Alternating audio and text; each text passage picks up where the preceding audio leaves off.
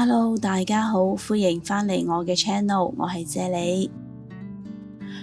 黃耳亦都有人叫佢做金耳啦，咁佢呢有另一個稱號就叫做植物燕窩噶喎。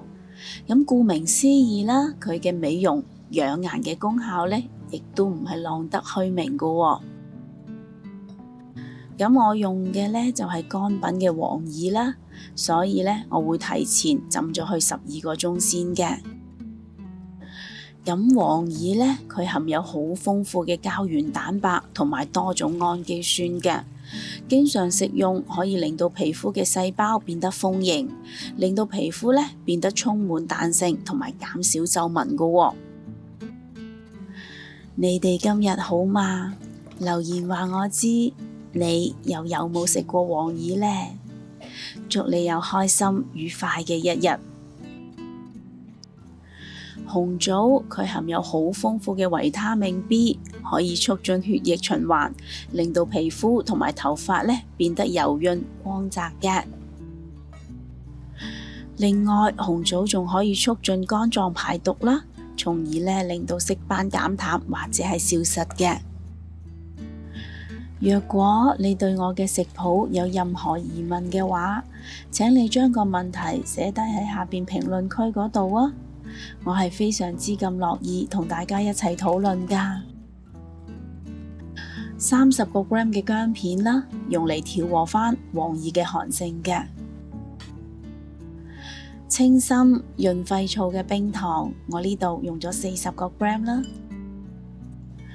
今日呢個糖水呢，我會用明火嚟煲嘅，所以呢，我會喺個煲度加入2 litre 左右嘅清水啦。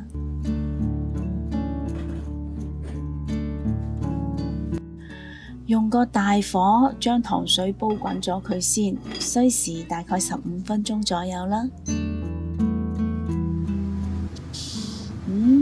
個糖水滾起咗啦，我呢就已經聞到咗紅棗嘅香味啦。咁呢個時候我會轉用個細火啦，將佢繼續煲多30分鐘嘅。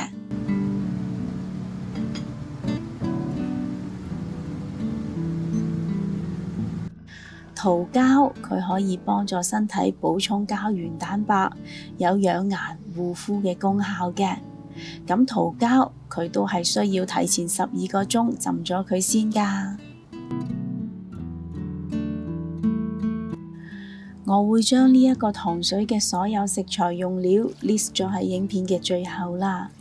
如果各位有興趣煲呢一個糖水嘅話，請你將影片睇到最後，就可以一目了然㗎啦。雪蓮子佢有滋陰養顏、清熱解暑、清肝明目嘅作用啦。咁我用嘅亦都係乾品嚟嘅，所以呢，我會提前2個鐘浸咗佢先啦。睇下佢浸咗之後就係咁樣啦，滑捋捋咁嘅。浸佢嘅水呢，我都會用返嚟一齊煲噶喎。滋潤肌膚嘅杞子，我呢度用咗10個 gram 嘅。哇！隔離煲咗30分鐘嘅糖水已經聞到好香啦。黃耳嘅骨膠原已經完全融入咗啲糖水度啦。呢個時候呢，我會將雪蓮子、杞子同埋桃膠加埋落嚟啦。